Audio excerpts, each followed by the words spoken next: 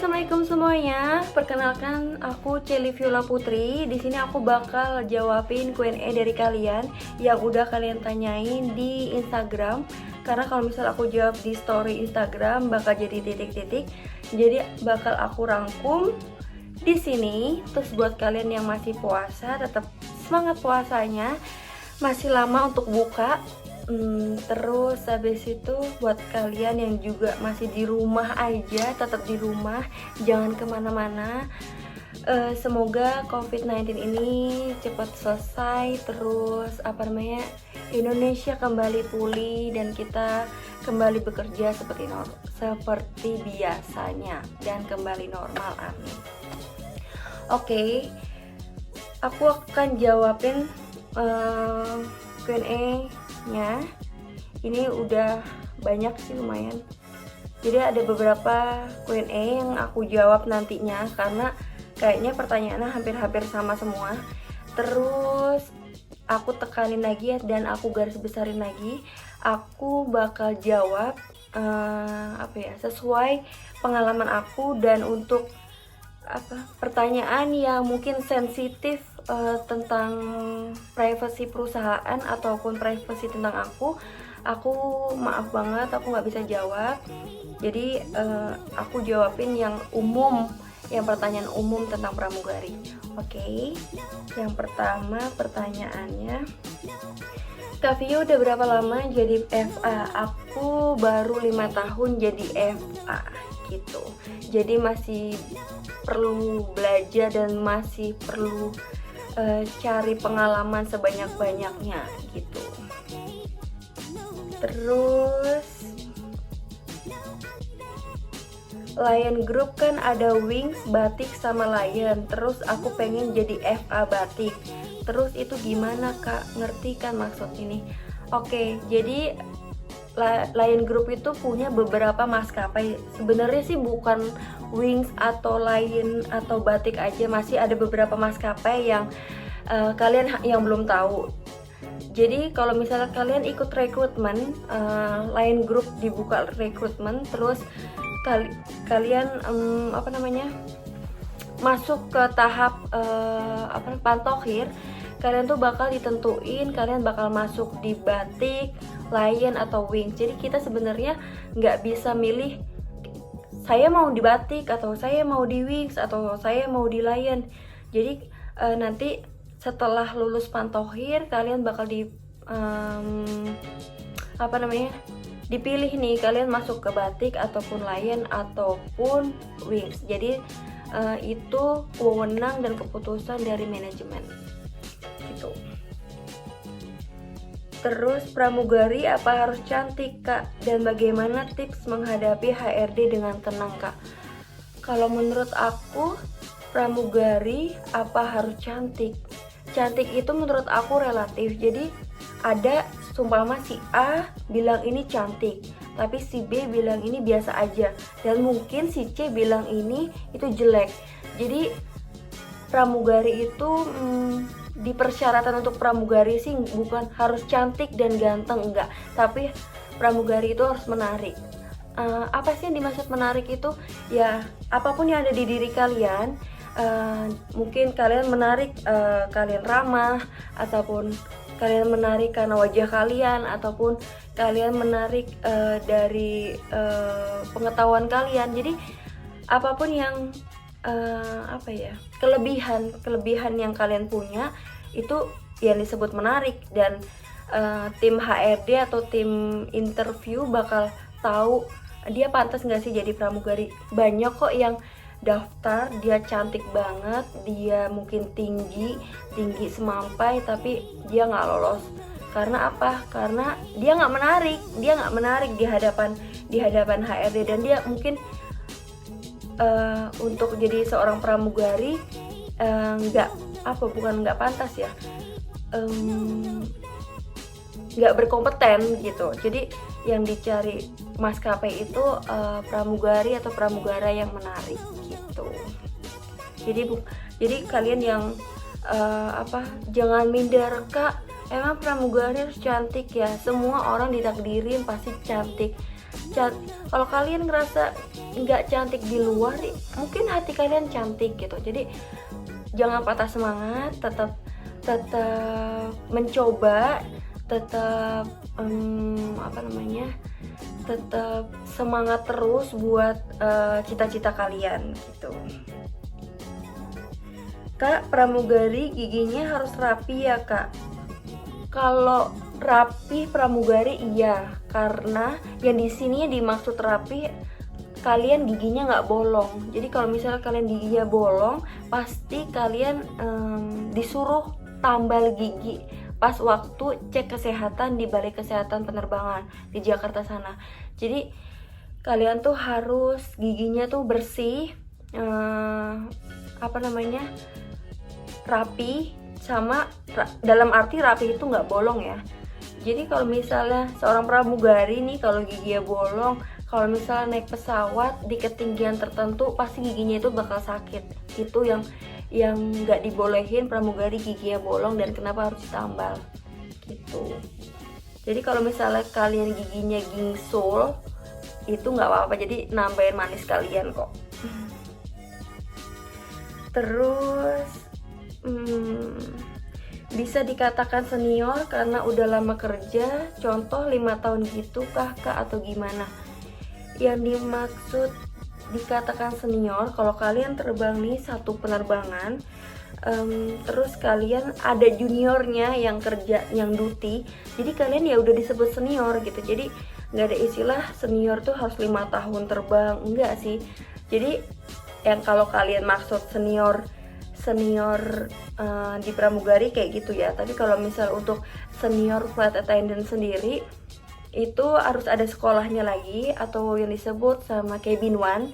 Kalian mungkin sering dengar istilah cabin one ya. Kalau cabin one itu mungkin pengalaman terbangnya udah 4 tahun atau kurang lebih 4 tahun. Jadi kalian dipilih untuk menjadi cabin one ataupun pimpinan FA di penerbangan tersebut, bukan pimpinan penerbangan ya.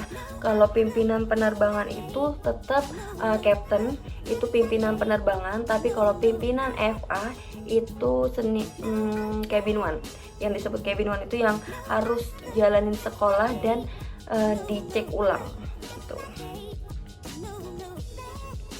Terus gaji pramugari berapa sih kak? Gaji pramugari itu beda-beda. Jadi kalian kalau misalnya tanya spesifiknya gaji pramugari, detail gaji pramugari itu pasti nggak akan pernah sama. Soalnya mbak-mbak atau mas-mas yang terbang itu gajinya setiap orangnya berbeda-beda. Mungkin aku setiap bulannya pun juga berbeda-beda. Jadi nggak dapat yang segini enggak. Karena itu dihitungin dari jam terbang. Semakin banyak jam terbang, ya semakin banyak gaji yang didapat nanti bulan depannya. Kayak gitu. Terus kalau kalian jam terbangnya dikit, ya pasti gaji yang didapat bulan depannya juga sedikit gitu.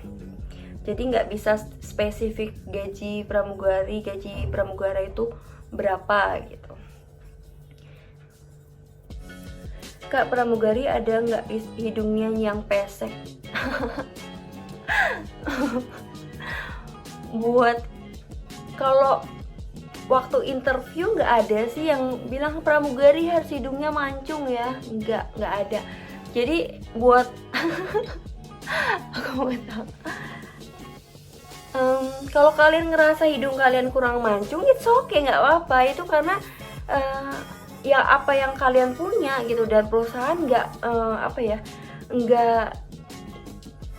mementingkan hidung kalian pesek atau mancung, enggak. Jadi kalau kalian dengan hidung yang minimalis itu tetap menarik menurut perusahaan, ya pasti perusahaan milih kalian gitu. Jadi jangan berkecil hati karena kak hidung aku kurang mancung soalnya gini. It's okay babe, nggak apa-apa. Semuanya nggak ada yang menilai body shaming kayak gitu di perusahaan. Oke, semangat. Kak, gimana caranya lihat FA1 sampai FA5? Apakah dari seragam kak? Makasih kak. Ya itu yang aku jelasin lagi. Jadi setiap penerbangan dia ada 5 FA. Jadi ada FA 1, FA 2, FA 3, FA 4, FA 5. Jadi kalau FA 1 itu handle di depan dia pakai baju V-neck. Dia pakai baju V-neck dan ditemenin sama FA 4. Jadi kalau misalnya EVA 2, EVA 3 sama EVA 5, dia bertugas untuk menghandle penumpang ekonomi di belakang dengan dia pakai baju congsang atau baju yang sampai seleher ini. Jadi kalau misalnya kalian bedain EVA 1-nya mana, EVA belakang, EVA 1-nya mana, EVA belakangnya mana. Ya Eva 1-nya ada di depan, dia pakai baju V-neck gitu, tapi ditemenin sama Eva 4 gitu. Jadi beda ini gitu.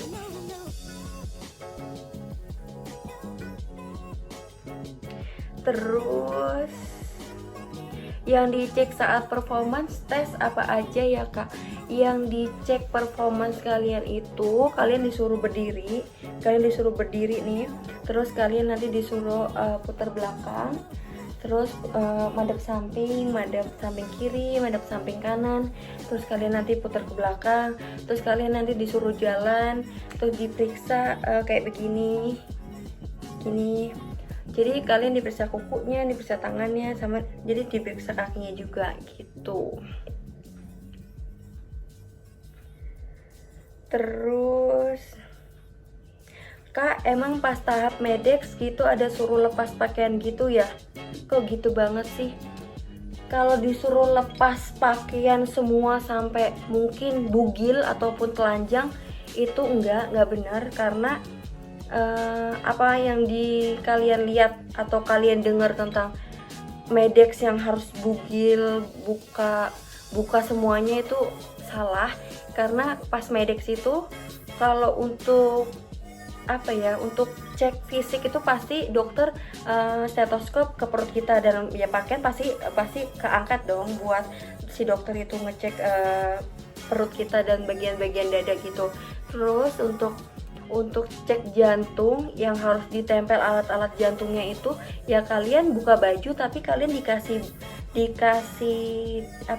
kayak daster gitu, kayak daster kedokteran gitu kalian pakai.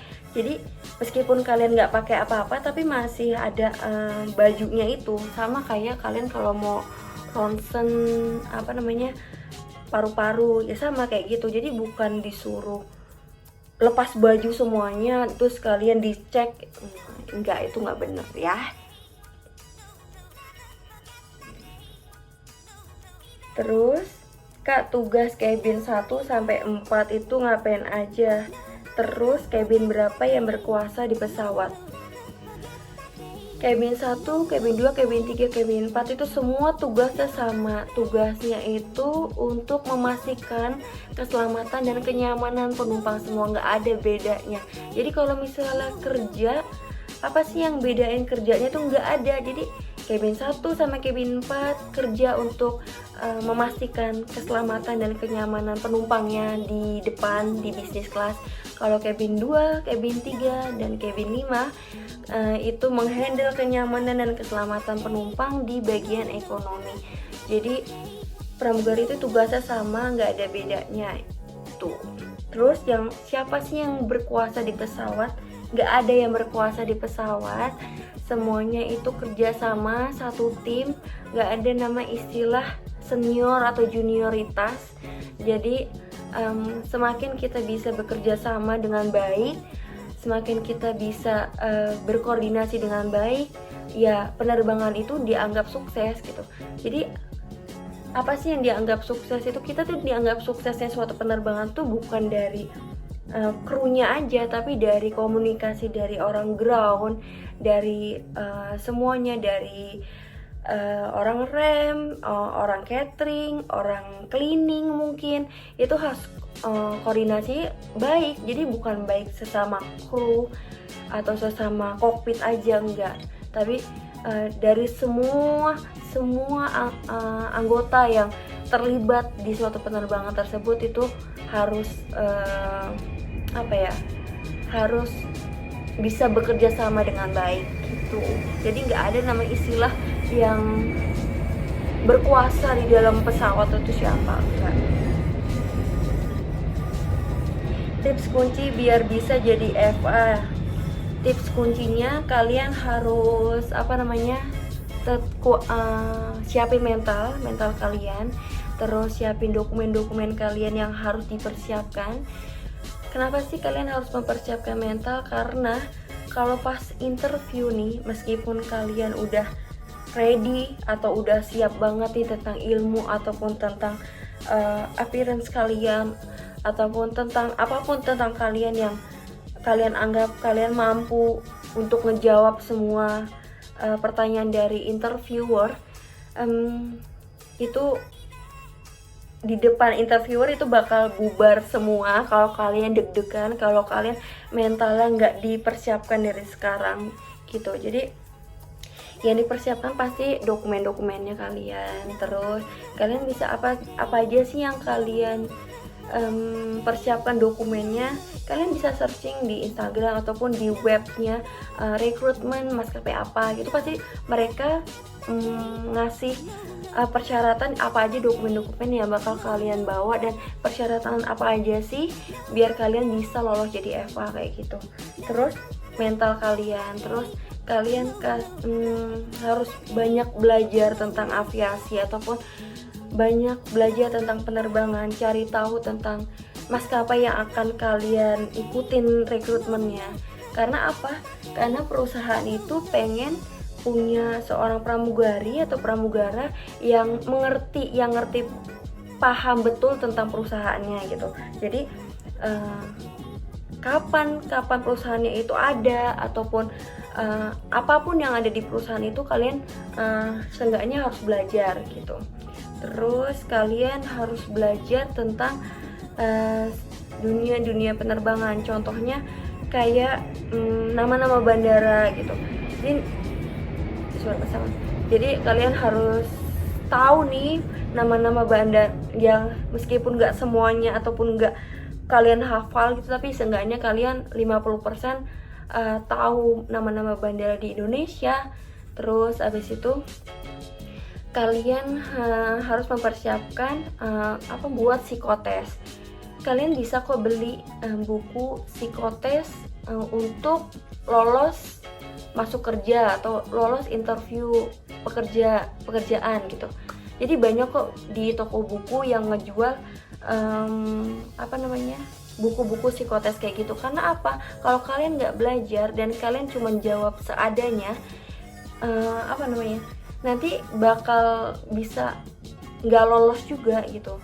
Jadi persiapan itunya itu keempat, kalian harus persiapkan kesehatan kalian tuh. Kalau masa jadi pramugari nggak sehat? Jadi pramugari itu harus sehat, lahir dan batin. Jadi kenapa sih lahir dan batin? Karena kalau misalnya nih pramugarinya sakit gitu, terus yang bakal handle penumpang siapa gitu kan. Jadi kalian harus sehat tubuhnya, sehat fisiknya, semuanya kalian harus sehat. Terus mental kalian juga harus sehat, batin kalian juga harus sehat. Jadi kalau misalnya kalian lagi drop atau lagi down atau lagi putus cinta ataupun lagi ada masalah keluarga, itu di belakangin lagi. Jadi kalian harus fokus sama tugas dan tanggung jawab sebagai pramugari. Jadi nggak ada istilah aku lagi nggak fokus nih, aku lagi nggak sehat nih, atau aku lagi sedih nih, itu di nomor belakangin. Jadi kalau pas kalian duty ataupun pas kalian pakai seragam, kalian harus sudah siap semuanya, siap badannya sehat, terus mentalnya juga sehat untuk memberikan kenyamanan dan keselamatan, yang terpenting keselamatan penumpang gitu. Terus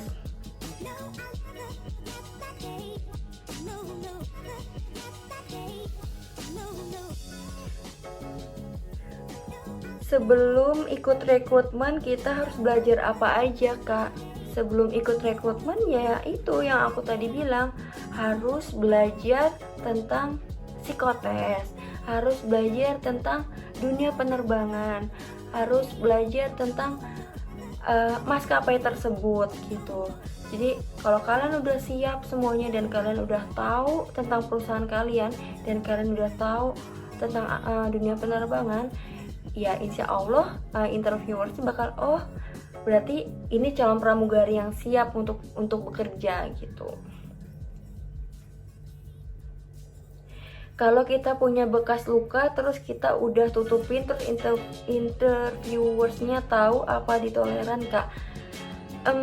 Bekas lukanya itu di mana dulu? Jadi kalau misalnya bekas lukanya mungkin di wajah dan itu udah ditutupin sama foundation atau concealer tetap kelihatan, mungkin kalian harus mencoba untuk ngilangin dulu. Tapi kalau misalnya bekas lukanya itu nggak terlihat banget, ya bakal ditoleran kok gitu.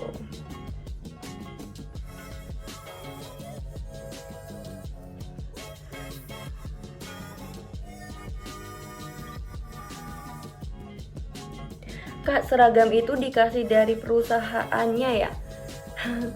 Ya, semua atribut yang dipakai sama pramugari itu semuanya dikasih sama perusahaan. Jadi kita tinggal ngejalanin tugas terbang dengan baik gitu.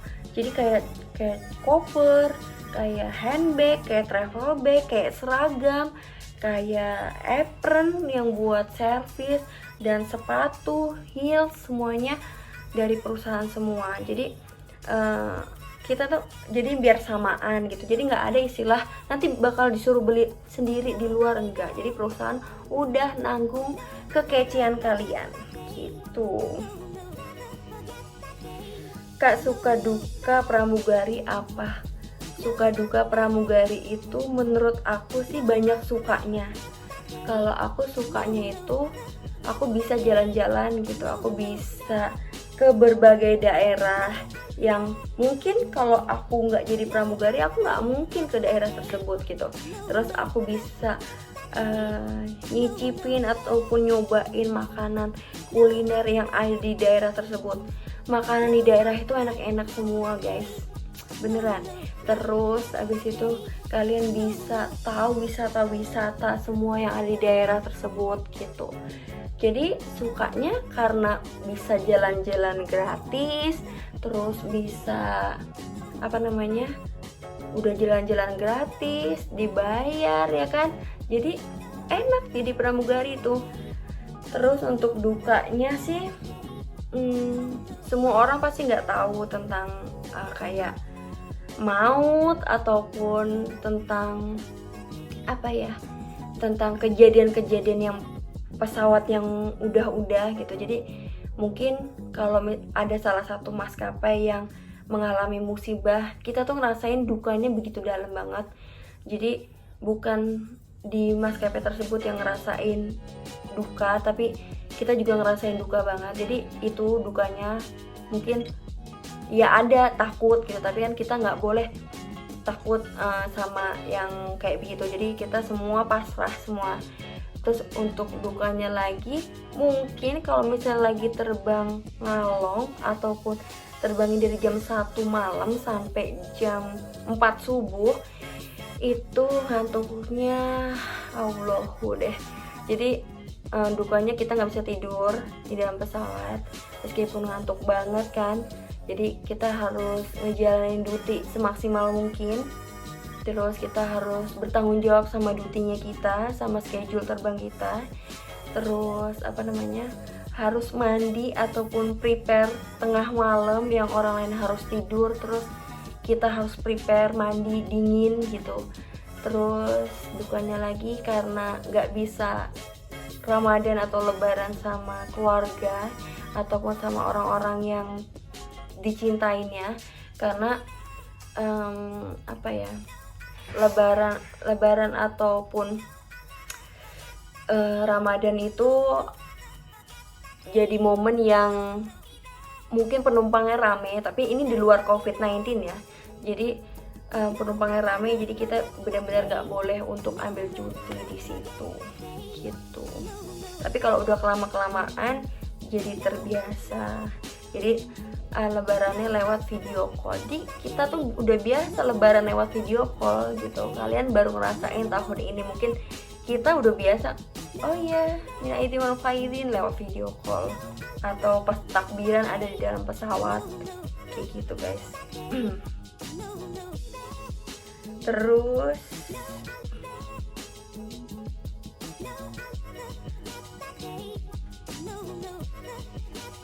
apa lagi ya?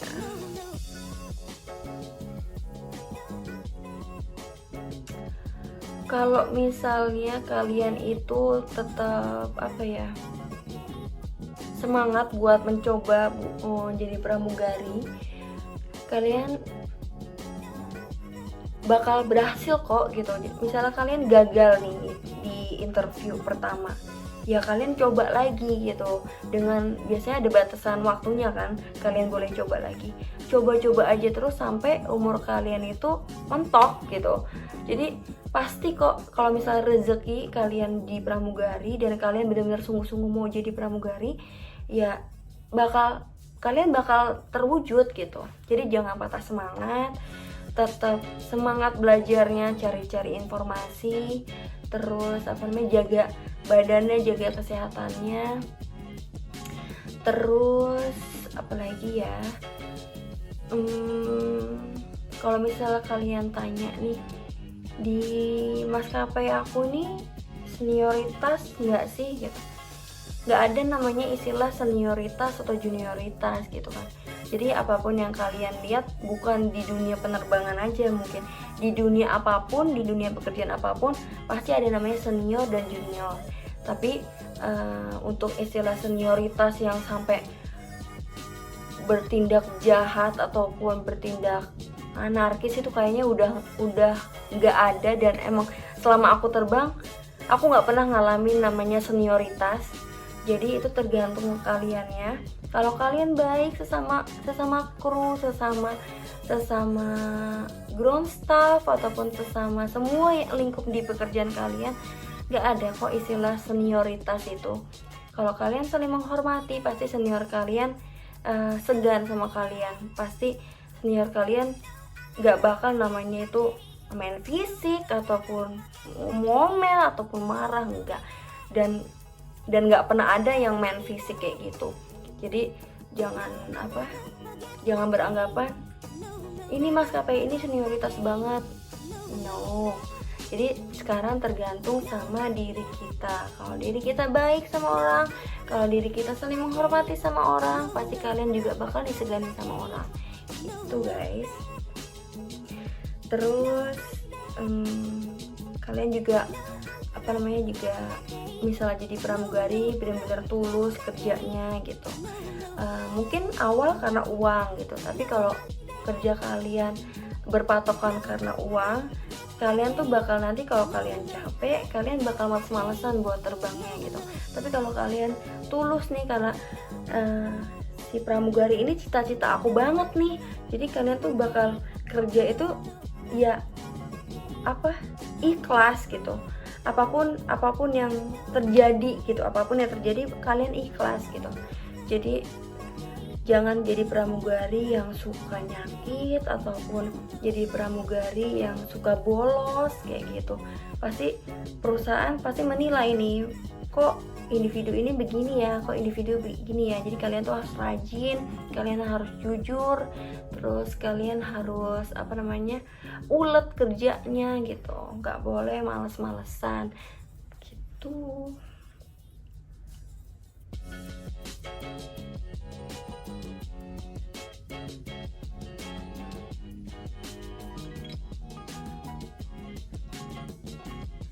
Terus kalau baru setahun kerja itu emang nggak digaji ya kak? Nggak ada perusahaan yang nggak gaji nggak gaji karyawannya. Semua pasti ya, kalian tuh kerja nggak mungkin nggak digaji. Kalau meskipun kalian baru beberapa bulan, pasti perusahaan ngegaji kalian. Tapi ada hitungannya sendiri. Jadi hitungan pramugara yang baru terbang sama yang udah terbang lama pasti hitungannya beda gitu. Jadi kalau masalah gaji itu tetap digaji ya, tapi hitungannya aja yang beda.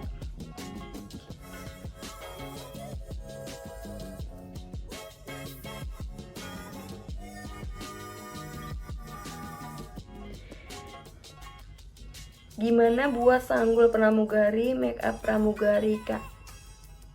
Nanti di next video aku insya Allah kalau nggak mager aku buat sanggul pramugari dan make up pramugari. Sebenarnya make up pramugari itu yang simple aja, yang penting dia bright, dia mukanya pramugari itu nggak menor juga, jadi dia tuh dilihatnya seger aja gitu, jadi menor enggak, pucat juga enggak gitu, jadi pas.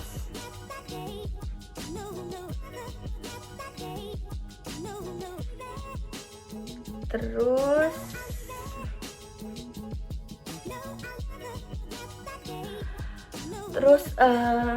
kayaknya udah selesai Q&A aku, sekian aja.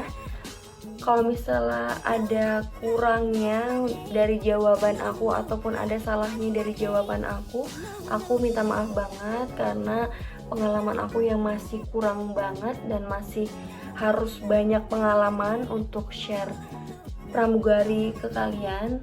Tapi intinya di sini aku mau kasih motivasi ke kalian, jangan patah semangat kalau kalian gagal di interview pertama ataupun kedua, tetap dicoba terus.